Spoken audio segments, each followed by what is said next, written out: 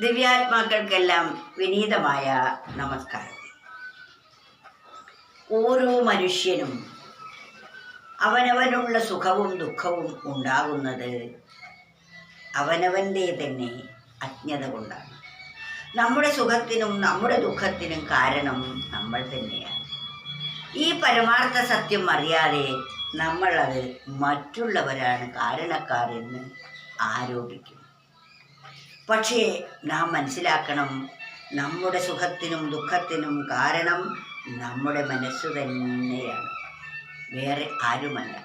മനസ്സ് ബലവത്താണെങ്കിൽ മറ്റൊരാൾ ചെയ്യുന്ന ഒന്നും നമ്മെ ബാധിക്കുകയില്ല. മനസ്സ് ദുർബലമാണെങ്കിൽ മറ്റൊരാളൊന്നും ചെയ്തില്ലെങ്കിലും നമ്മുടെ മനസ്സ് സ്വയമേവ ദുഃഖത്തെ ക്ഷണിച്ചു വരുത്തും. അതിനാൽ ഈ പരമാർത്ഥ സത്യം നാം മനസ്സിലാക്കണം.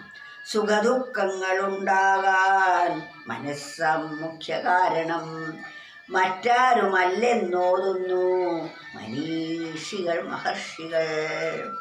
ബുദ്ധിമാന്മാരായ മഹർഷിമാരെല്ലാം തന്നെ, ആത്മതത്വം അറിഞ്ഞവരെല്ലാം തന്നെ പറയുന്നു, നമ്മുടെ എല്ലാ വിപത്തിനും സുഖത്തിനും ദുഃഖത്തിനും ഏക ഹേതുവായിരിക്കുന്നത് നമ്മുടെ തന്നെ മനസ്സാണ്.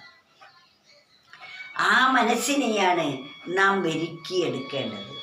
മനസ്സ് മെരുക്കമുള്ളതായാൽ ദൂരെ ഉള്ള സുഖത്തെ ക്ഷണിച്ചു വരുത്താനും അടുത്തിരിക്കുന്ന ദുഃഖത്തെ ഒഴിവാക്കാനും സാധിക്കും.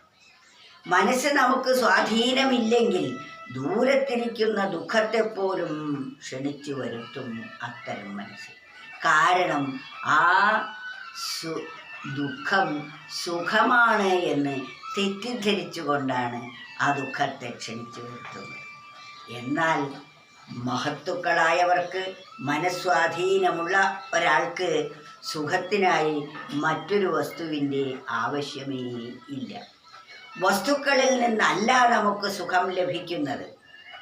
നമ്മുടെ മനസ്സിൻ്റെ സ്വസ്ഥാവസ്ഥയാണ് പരമമായ സുഖത്തിന് കാരണമായിരിക്കുന്നത്. ഈ സത്യം മനസ്സിലാക്കിയാൽ നാം ഒരാളെയും നമ്മുടെ ദുഃഖത്തിന് പഴിചാരുകയില്ല. നമ്മുടെ തന്നെ വികലമായ ചിന്തകളും വികലമായ വാക്കുകളും വികലമായ പ്രവൃത്തികളും നമ്മളിലേക്ക് തന്നെ തിരിച്ചു വരും. നല്ല ചിന്തകളും നല്ല പ്രവൃത്തികളും നല്ല വാക്കുകളും നമ്മളിലേക്ക് തന്നെ തിരിച്ചു വരുമ്പോൾ നല്ലതാണെങ്കിൽ അതുകൊണ്ട് നമുക്ക് സുഖവും ആനന്ദവും അനുഭവമാകും. ചീത്തയാണ് നാം കൊടുക്കുന്നതെങ്കിൽ ആ ചീത്ത നമ്മളിലേക്ക് തന്നെ തിരിച്ചു വരുമ്പോൾ നമുക്ക് ദുഃഖാനുഭവം ഉണ്ടാകും. അപ്പോൾ ദുഃഖാനുഭവത്തിന് ആരാണ് കാരണം? നമ്മുടെ വികലമായ മനസ്സ് തന്നെയാണ്. ഈ സത്യം നമ്മൾ അല്പം സൂക്ഷ്മ ബുദ്ധിയാൽ മാത്രമേ മനസ്സിലാവുകയുള്ളൂ. പ്രത്യക്ഷത്തിൽ നമ്മൾ ഈ ദുഃഖത്തിന് കാരണക്കാർ മറ്റുള്ളവരാണെന്ന് തെറ്റിദ്ധരിക്കും. എന്നാൽ ദുഃഖത്തിന് കാരണം താൻ തന്നെയാണ്. തൻ്റെ സുഖത്തിന് കാരണമായിരിക്കുന്നതും താൻ തന്നെയാണ്.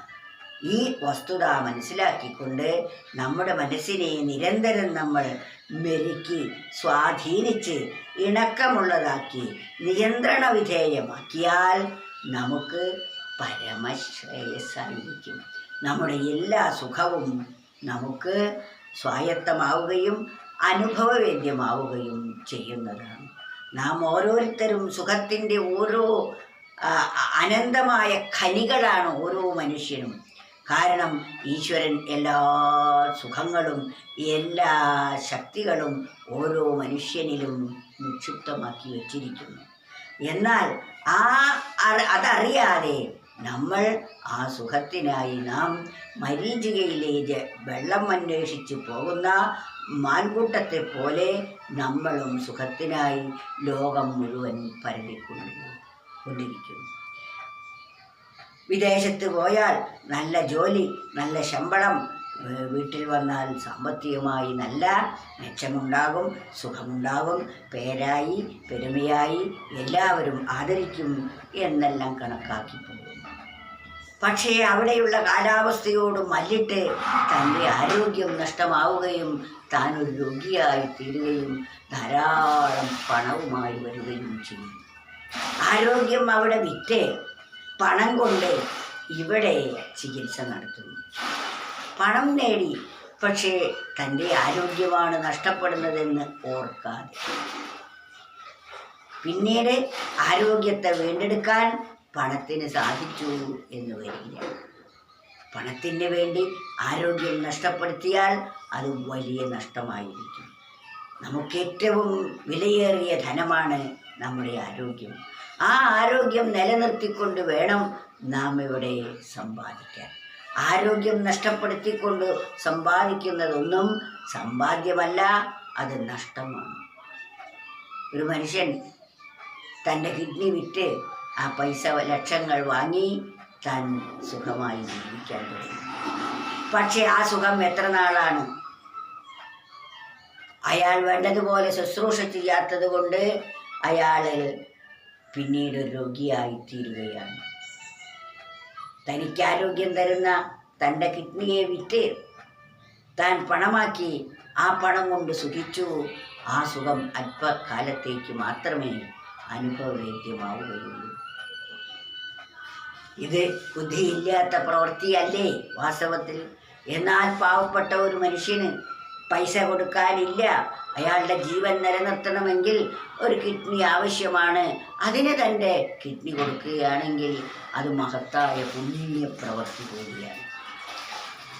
എന്നാൽ പണത്തിന് വേണ്ടി തൻ്റെ ആരോഗ്യത്തെ നഷ്ടപ്പെടുത്തിയാൽ തൻ്റെ ജീവിതം തന്നെ നഷ്ടമാവുന്നതായിരിക്കും.